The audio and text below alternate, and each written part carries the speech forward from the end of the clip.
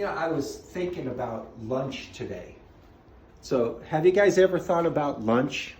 What you should have or what you want to have for lunch? I was thinking about lunch today. And by the way, what's your favorite food since I'm thinking about lunch? What's your favorite food? Now, I can't ask every one of you because I don't know what you have over there. I don't know who's what and where. But what do you think my favorite food is? No. It's not that. Let me give you a hint. It grows on trees. No, a hamburger doesn't grow on trees. Neither does a hot dog. That doesn't grow on trees. My favorite food is a grapefruit. Yes, I love the grapefruit. Let me tell you about this grapefruit. Do you know a grapefruit tree can go up to 20 feet tall? And they can live up to 50 years. 50 years, one grapefruit tree can live. And also inside this grapefruit, it can be sour. It could be kind of sweet. It can also be bitter. But man, I love grapefruits. It's my favorite food. And being that it grows on a tree, I have a grapefruit tree in my backyard, and a couple times a year, I get to pick my favorite food right off a tree. You can't do that with a hamburger or a piece of pizza, can you? Or a piece of cake. You can't pull that off a tree, but man, I can do this. But you know what else? Do you know what a grapefruit you know what it is inside here? A grapefruit is 90% water. Yes, most of a grapefruit is water. So if you cut open a grapefruit, see this? Yeah, there's some fruit in this grapefruit. There's the rind and there's some fruit in the middle, but most of that is water. 90% of a grapefruit is water. But look how juicy that is. That's the water in the grapefruit. But grapefruit, that's my favorite food. Now, think about this. What if you had a party and you went to your mom and said, "Hey, Mom, I want to invite 50 people, and 50 people are invited to your party, and you have all these people." And you ask your mom, "Hey, can we have my favorite food at this party?" So she's going, "Oh, okay. We can make those hamburgers and hot dogs and pizza, but we need enough for 50 people. So in my case, we would need at least 50 grapefruits." But nobody serves grapefruits at a party, so we would never serve that.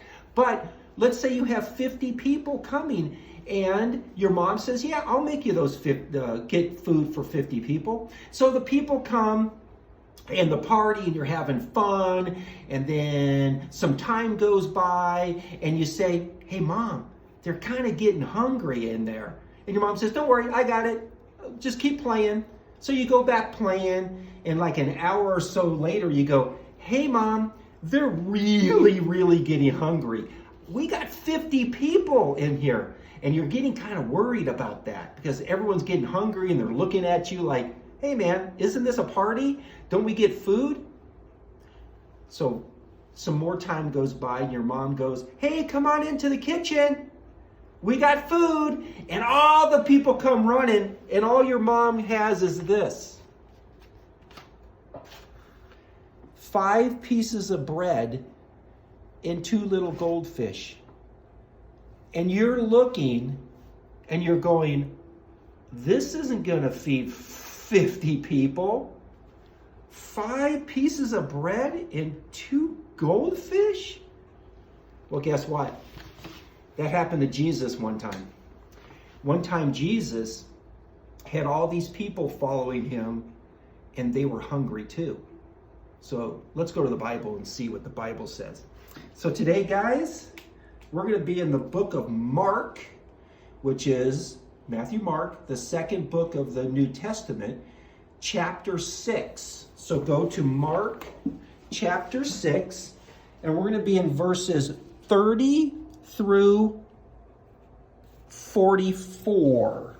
Okay, so we're going to do all of this. Now, what I'm going to do is I'm going to read from my computer instead of the Bible, because that's kind of small print. I'll just read it right from here. So, kind of like the thing with you have 50 friends coming over for a party.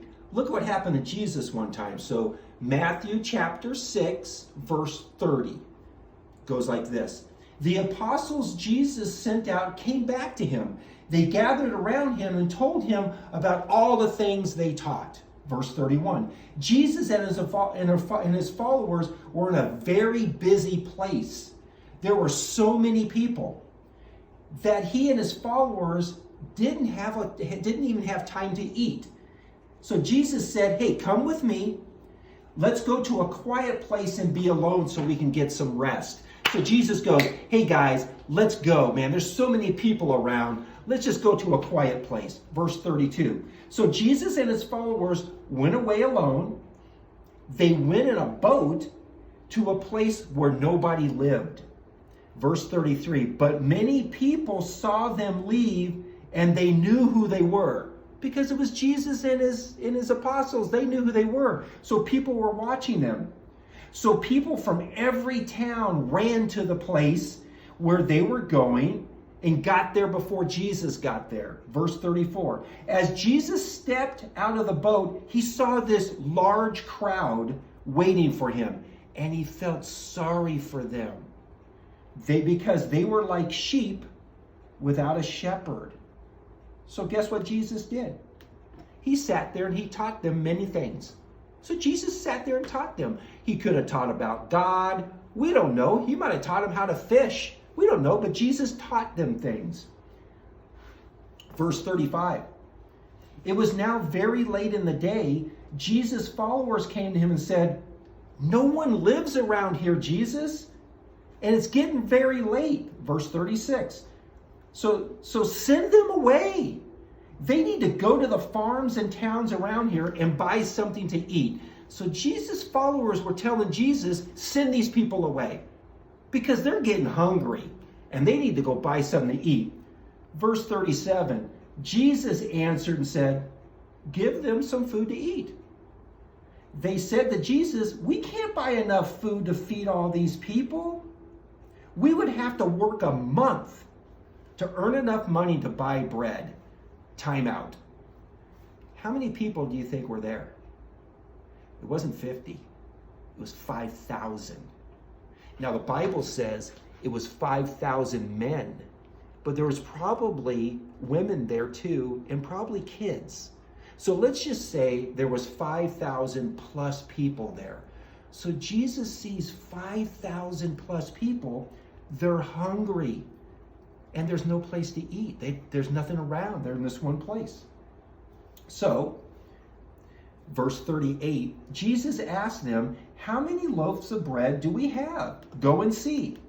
They counted their loaves of bread, and they came back and said, we have 5 loaves of bread and 2 fish. That's all we have. There's 5,000 plus people. And all they have is 5 loaves of bread and 2 fish. So Jesus says, verse 39, tell everyone to sit in groups on the grass. So verse 40, so all the people sat in groups in about 50 to 100. So there's 50 people here, about 100 people here, and they're sitting in groups. Verse 41 says, Jesus took the 5 loaves and the 2 fish. He looked to the sky and he thanked God. He thanked God for the food. He then broke the bread into little pieces and he gave it to his followers to distribute to all the people. And he also took the 2 fish and he broke them up and distributed to all the people. Wait a second. 5 loaves of bread and 2 fish to feed 5,000 plus people. Well, guess what happened? Verse 42 says, they all ate until they were full. It just kept multiplying. The food just kept multiplying. As soon as some people ate, the baskets were still full of food. Verse 43, after they finished eating, the followers filled 12 more baskets with pieces and bread of fish that was left over. There was even leftovers. Jesus fed 5,000 plus people with 5 loaves of bread and 2 goldfish. Well, they were real fish, but not goldfish. And then the Bible says in verse 44, there were about 5,000 men there. Think about it. Jesus cared about those people. So what does this story mean? It means that Jesus cares. He cared for those 5,000 plus people, and he also cares about you. He cares about when you're worried. He cares about if you're scared, and he's even cares about if you lose something. So Jesus cares, just like he fed those 5,000 people. Do you think those 5,000 people were thankful? Yeah, I would think they were thankful. They see Jesus. He feeds them all. They were full, and there was leftovers. Jesus cares about those 5,000 people, and he cares about you too. He cares about if you're scared or worried. He cares about if you lost something. He cares about if you're hurting, and he cares if you're happy too, because Jesus cares. And I'm going to end with this. We're going to go to another book of the Bible. It's way in the New Testament, the book of Hebrews. So in Hebrews, chapter 13, verse 5, I have this highlighted in my Bible. It says, I will never leave you nor forsake you. So Jesus wants you to know he will never leave you. He'll never leave you alone. Just like the 5,000 people that he fed, just like when you're scared or if you feel that you're alone, you're never alone. Because Jesus says, I will never leave you. Remember that. And you know what? I'll see you next time.